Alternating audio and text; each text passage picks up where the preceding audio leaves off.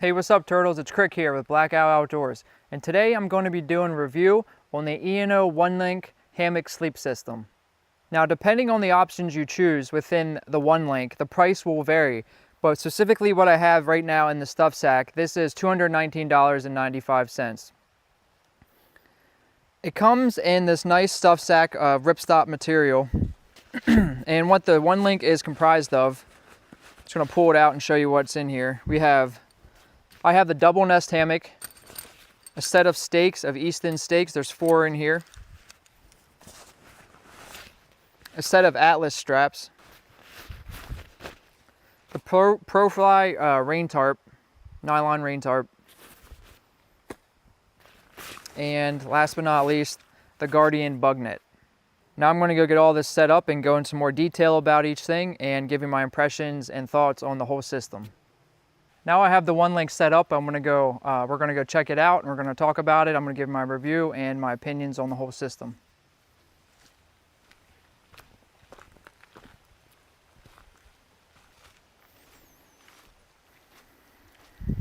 Now I have the whole OneLink set up.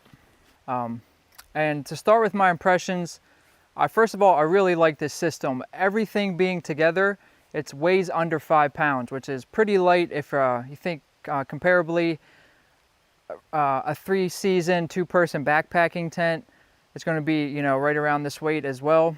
But this is a modular system, meaning I can use the tarp by itself, I can use the hammock by itself. If I just want to use the hammock and the bug net by itself, I can. So it's really modular. I use the hammock just by itself pretty much every week right now. So this is again why I really like this ENO specifically, because it is modular. One of the cool features I like about the tarp specifically is the line locks that's present anywhere cordage meets the tarp. And it basically acts like a taut line. So if I release some tension off of it by here, and there's some tension on it now and I want to tighten it up, all I got to do is pull here. I don't have to worry about getting tension when I'm putting the stake in the ground, anything else. I can do it all right here, all points of contact on the tarp. Now this tarp is a coated nylon taffeta. It's right over 10 feet, maybe 10 and a half feet long.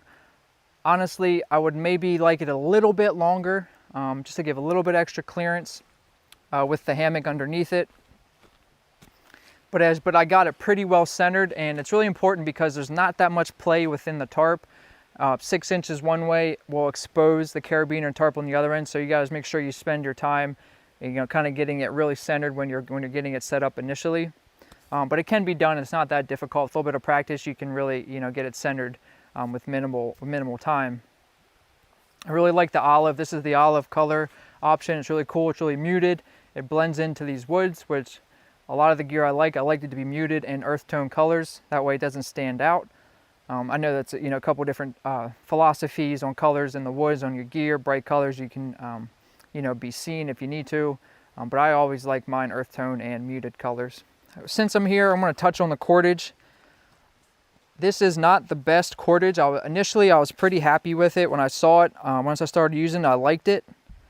I don't know exactly what this is, but over time that I've been using it, I did not like it. I don't like it, and I've replaced some paracord where it can be. I've noticed like some of this outer casing of the nylon. I'm assuming this is nylon. Don't quote me on that. Will come open, and then the insides will sort of bubble out, which is not a good thing. And I haven't had this for, you know, less than a year, and for the cordage to be acting that way is not a good thing at all. So paracord will, I'm helping that. Where the paracord might cause an issue with part of the OneLink is the stakes down here. Because there is a hole in the stake, I'm just going to take this out. Paracord won't fit through this hole that easy, if at all. So that's another thing to keep in mind. You can go around this stake, but there's no, you know, second part of the stake coming off that would act as, you know, sort of a brace for your guy line if you're going to go around this stake. So something to keep in mind. This cordage goes through it well. Paracord might not. Moving into the bug net, it's really hanging directly over the hammock. Some other sleep systems, hammock sleep systems, you'll actually have a little bit of spacer bar to bring the bug net out away from the hammock that'll act like this. as opposed to the bug net being directly on you and on the hammock. Now I've slept in this with using this bug net when the mosquitoes were out, they're trying to bite, and even though my body was touching the hammock and the bug net was touching, you know, my arm pressing through my leg, I never got bit through it. But nonetheless, when you first get in it, it kind of feels claustrophobic because you don't have any spacer bars. But nonetheless, it still works. And once you get in it and kind of lay in it for a little bit of time, that feeling of, you know, being claustrophobic kind of dissipates. And it was never an issue for me. The straps. Really like these straps. I've used different types of systems for suspending a hammock. I have my own nylon webbing I just bought per foot. This is the Atlas straps that are reinforced in the nylon so they don't stretch over as night you know, progresses. You've been in it for hours at a time, your body weight won't stretch these. The only difference is between this and say a different type of nylon or cordage that will kind of stretch, you definitely feel that in the comfort. When I've had just my nylon webbing, which I've used, and I never woke up with my butt on the ground, there's definitely a different feel within the hammock with something that will give and something that's very rigid. It comes down to preference. That's for you to decide. But this system with the loops on the Atlas strap make it very, very easy and for a quick setup.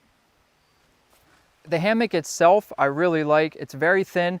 I'm going to call this sort of a 3-season sleep system. One, because the tarp really isn't that big. You can't really get a really enclosed, if you want to winter camp with this, you really can't, you know, enclose yourself as a larger tarp or a more specific winter camping hammock tarp can do. But nonetheless, this is a nice tarp. I really like it. I've used it by itself, like I said, just during the rain. Really easy, quick setup, like the line locks, again, I said, is really nice. You don't need a ridge line because it's just attached with one end here. There's no ridge line running underneath here. You've got an attachment point here and that's going straight to the tree. That's really nice, so you don't need to carry a long piece of cordage to get a ridge line set up. You can do it pretty quick on itself.